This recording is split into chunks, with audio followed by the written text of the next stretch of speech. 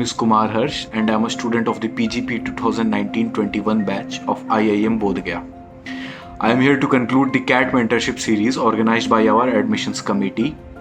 Until now, in all the videos, you guys have covered the academic aspects of CAT preparation.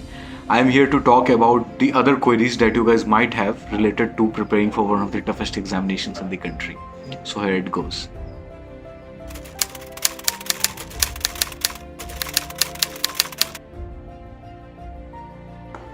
Anxiety is an inseparable part of your preparation for any examination, let alone CAT.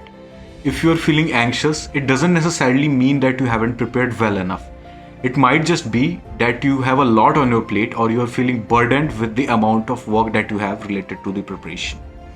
To talk about my experience, I started practicing meditation while I was preparing for CAT. It worked wonders for me and it has now become an indelible part of my life. You can basically do anything that makes you feel rejuvenated or relaxed. You can go out, take a stroll, have a talk with your family members or friends, and pursue your other hobbies. Just remember, whenever there is an opportunity for laughing, laugh all your problems away.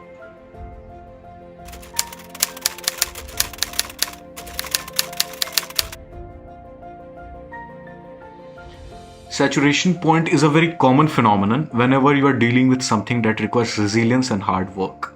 It doesn't have necessarily to be related with your academics and can be seen in other areas as well. To talk about my preparation journey, when I was preparing for CAT, there came a point while dealing with the LRDI section of CAT that I couldn't understand some particular concepts and could crack some questions in my first attempt.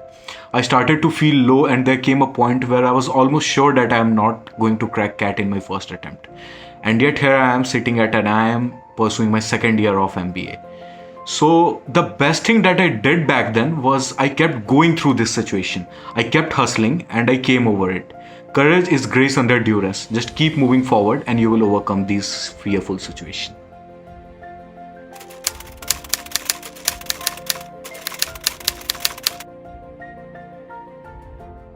So my preparation for CAT included appearing for mocks along with self-study.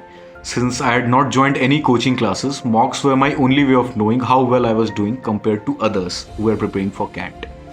And the constant pattern that I noticed was my average percentile used to be around 85 to 88 in these mock examinations. So I was pretty sure that this was going to be my final percentile in the CAT examination as well. And yet somehow I scored a whopping 99.45 percentile in the CAT 2018 examination.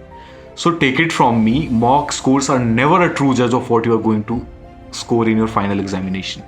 They only help you in assessing how good are your time management skills, how well you have learned the concepts, and how good you are at applying them in these questions.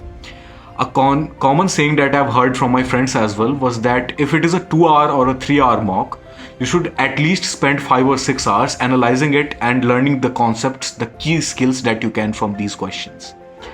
And have faith in yourself, and even if you are not doing good in these mock examinations, it doesn't necessarily mean that you are not going to do well in the final exam as well.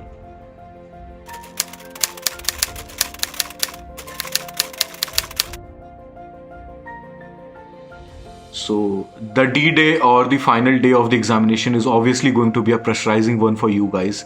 You will have to implement all the learnings in the past months into a 2-hour examination, and obviously you will have to perform well.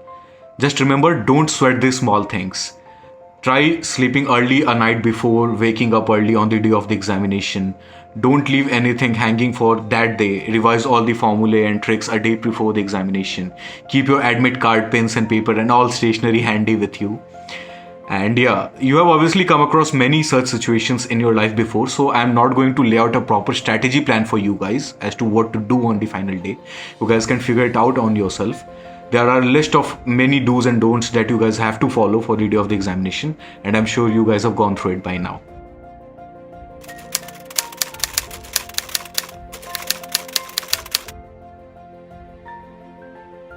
So before telling you about a diet plan that you guys need to follow, just let me tell you that you don't need to be bothered so much by this examination.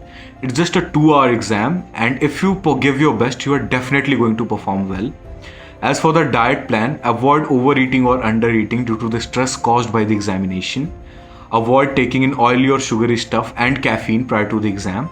and you definitely know the metabolism that suits your body. Stick with a diet plan according to that and you will be fine.